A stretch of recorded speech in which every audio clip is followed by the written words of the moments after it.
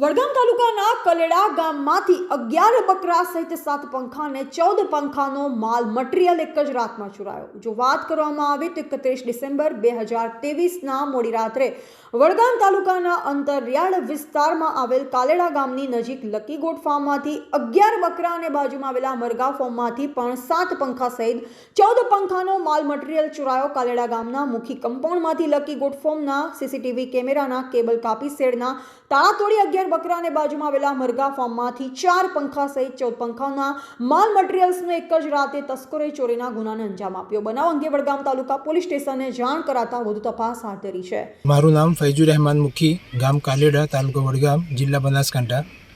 31/12/2023 અને 1/1/2024ની વચ્ચેની રાત્રે 11:30 કલાક પછી મારા ફાર્મ પર બકરાઓની ચોરી થઈ છે।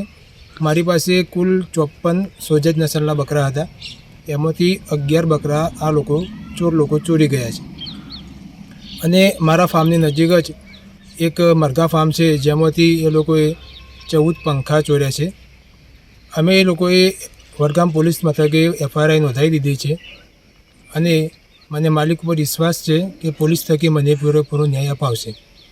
અમારા વિસ્તારની અંદર ચોરીઓનો બનાવ બનતો ન હતો, પરંતુ થોડાક દિવસોથી હવે આજુબાજુના વિસ્તારોમાં પણ ચોરીઓના બનાવ બનવા મળે છે।